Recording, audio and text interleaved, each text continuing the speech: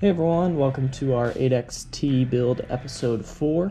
This is bag D here, the D bag. Chuckle chuckle. Opening everything up here. Looks like we got some universal axles, which is a new thing for the 8X lineup of truggies, or the TLR lineup of truggies.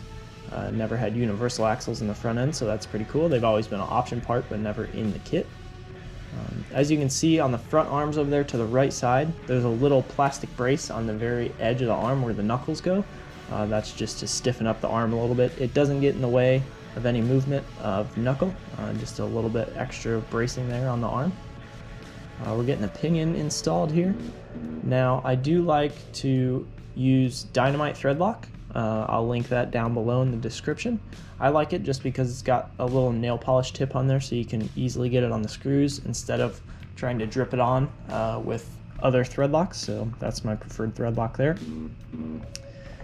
Got the pinion installed, got the shock tower installed, nice black and silver shock tower. Getting the rest of the gearbox installed here. I think we're gonna put the diff in now. Yep, there goes the diff. So no shims up front, which is pretty usual for all A scales. You usually don't shim the front diff. And then we're going to go ahead and grab some black grease. Now, I like to spread this black grease pretty evenly across the ring. So I'll spread it on there, spin the ring, spread some more on there.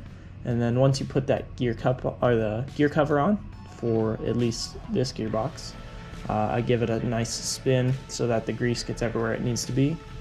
If the grease needs to be in a certain spot, it's going to find a way to get there as long as you have a good amount of grease in the gearbox. Of course, you don't want to pack it in there a ton, but just enough.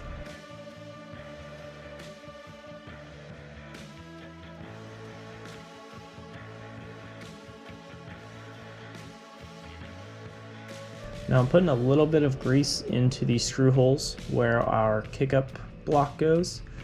Just because the threads are really tight there, and you're essentially making threads with the screw, so you want to make sure it's lubricated enough to spin in there.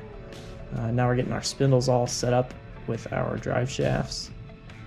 Nice aluminum on the spindles for the 8XT. One thing I need to get here is a wheel nut wrench that has a hole through it, so I can easily tighten these screws. For now I'm just using pliers, just make sure you don't mangle up that hex, but it's pretty easy to get it in there nice and clean. Getting this last one in here, and we'll move on to the next thing.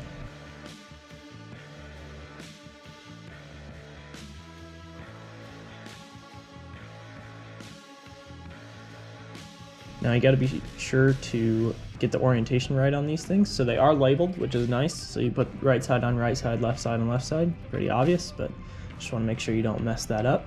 I do apply thread lock here because I've had these come undone on my nitro buggy actually. So make sure you put thread lock on there, wipe it off with motor spray if need be, and get it tightened on nice and good.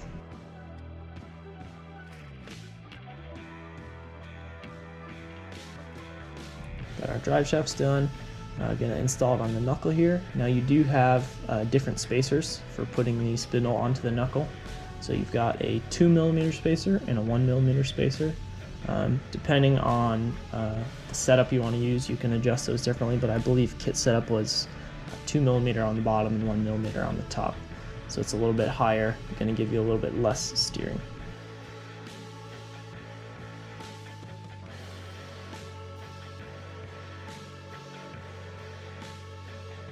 Again, make sure to put a good amount of thread lock on these. These screws are probably the one main thing that'll back out on the nitro buggy, just because they're constantly moving and turning and always rattling, so make sure you get a good amount of thread lock on those. Had some trouble with that bag there, finally got it open. Now we're on to the arms. Now the cool thing about the 8X arms is you have 3 different options that you can use with the arms. So you have, as you can see here, the plastic insert in the arm. Then you can run a carbon insert, which we might do in the future, so make sure you pay attention there.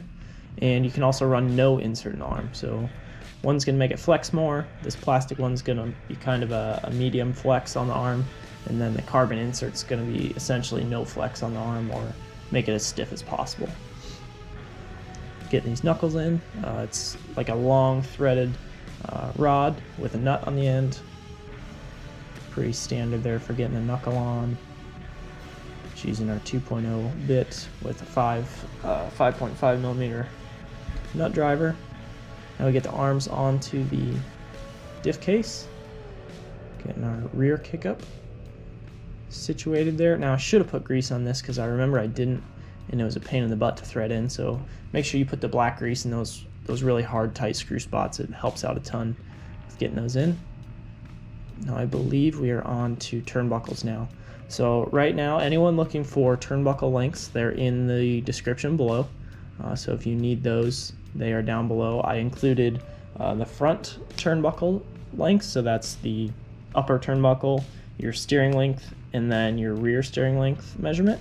Also the steering length that goes from the servo to the steering arm, I included there, that measurement. So those are all the correct ones that I'm using, just to help anyone out that was confused in the last episode where I said the ones in the kit that I just didn't think they were correct. They're a little off.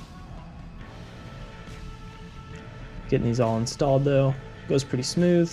Make sure you pay attention to the orientation of where you put the turnbuckle nuts on. Got it all finished up there. I'm pretty sure this is sway bar here. So kit comes with a 2.4 sway bar that it has you build with it first. It does come with all the optional sway bars, but it has you start with a 2.4 sway bar. Now, the time I'm doing this editing right now, I've already actually finished the truck and ran it, and I actually went down to a 2.3 sway bar just to get a little bit more steering. That was on a lower grip track, so if you want to use that 2.3 sway bar, you might want to try that out from the get-go. Just something I found that I personally liked on the truck, driving on a loose surface.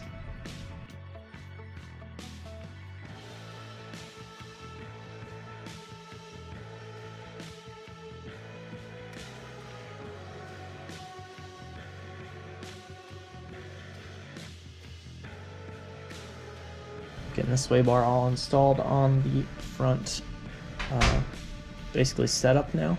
It's not just a diff case, we got arms and a shock tower, and it's almost finished here. So getting the front sway bar installed. I do like how these sway bars mount. They're very, not gonna say stiff, but they don't move around. They're very sturdy and secure, so it's not shaking all over the place like other sway bars that I've used. I like the little clamping circles that they put on the outside of the sway bars to hold it onto the diff case. It's a pretty nice touch there.